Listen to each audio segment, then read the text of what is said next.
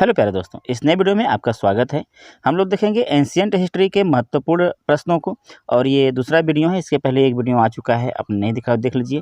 और हमारे चैनल पर नया तो सब्सक्राइब जरूर कर लीजिएगा। और लेकिन निम्नलिखित में से कौन सा स्थान नवपाषाण युग के सबसे पुराने साक्ष्य को दर्शाता है? ऑप्शन है आपके चिराद, मेहरगढ़, बुर्जहोम, दैमाबाद। तो जो इसका आंसर होगा, हो जाएगा आपका मेहरगढ़।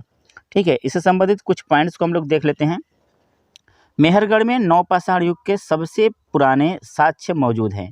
ठीक है, यह पाकिस्तान में स्थित है। कहाँ पर स्थित है? पाकिस्तान में स्थित है। पूछ जाता है कि यह कहाँ पर स्थित है, तो यह पाकिस्तान में स्थित है। इसे सिंधु घाटी सभ्यता के पूर्ववर्ती के रूप में, यानी सिंधु घाटी से पहले की सभ्यता के रूप में देखा जाता है। यहाँ पर क्या क्या मिली है? मानव मूर्तियाँ, बर्तन, कब्र और धातु विज्ञान के अवशेष मिले हैं यहाँ पर। नेक्स्ट क्वेश्चन आपके स्क्रीन पर है।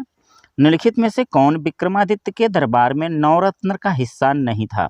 ऑप्शन है आपके सूरदास, वारुरुचि, छपाणका, कालिदास।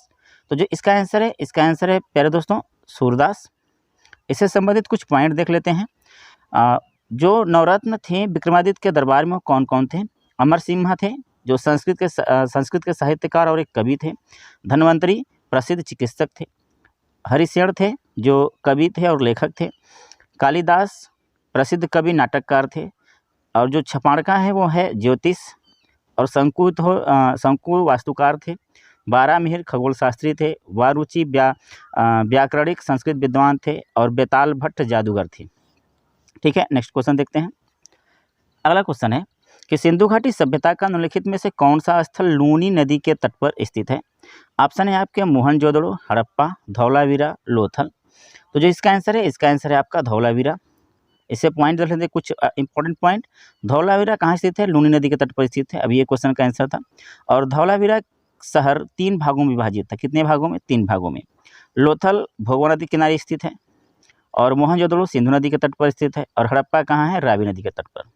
ठीक है, नेक्स्ट क्वेश्चन देखते हैं।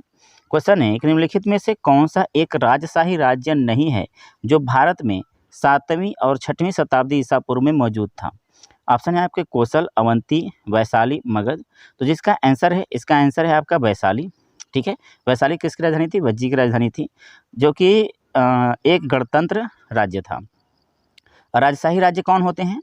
राजशाही राज्य में कौन कौन शामिल था? वो था मगध, काशी, कोसल, वत्स, चेदी, मत्स्य, सूरसेन, अवंती और गांधार। और गैर राजशाही राज्य थे, यानी गणतंत्र राज्य जो थे वो मल्ल थे, व्रजी था, कंबोज और कुरु था। नेक्स्ट क्वेश्चन है, महान भारतीय कवि और नाटककार महाकवि कालिदास ने निम्नलिखित में से कौन सी पुस्तक नहीं लिखी थी? ऑप्शन है आपके मालविकाग्निमित्र, मालती माधव, ऋतुसंहारा, अभिज्ञान शकुंतलम। तो जो इसका आंसर है मालती माधव को कालिदास ने नहीं लिखा है। कुछ पॉइंट देख लेते हैं। मालविकाग्निमित्रम यह कालिदास का पहला नाटक है। यह अग्निमित्र और मालविका की प्रेम कहानी पर आधारित है। अग्निमित्र किस राजा के पुत्र थे? वो शुंग राजा के पुत्र थे। मालती माधव यह 2 मूल ऐतिहासिक पात्रों मालती और माधव की प्रेम कहानी में पर स्थित है, यानी कहानी है इसमें। ऋतुसंहारा यह 6 भारतीय मौसमों पर एक लघु महाकाव्य है, यह प्रादेशिक है। अभिज्ञान शकुंतलम यह दुष्यंत की पत्नी शकुंतला पर आधारित पुस्तक है। प्यारे दोस्तों, अगला क्वेश्चन आपके लिए है, जिसका आंसर आपको कमेंट बॉक्स में बताना है और इसका आंसर हम अगले वीडियो में आपको देंगे। निम्नलिखित में से किस नदी को ऋग्वैदिक काल में परुशुड़ी या पुरुषुड़ी के नाम से जाना जाता था? ऑप्शन है आपके चेनाब, रावी, झेलम, ब्यास। तो मिलते हैं अगले वीडियो में, तब तक के लिए बाय बाय।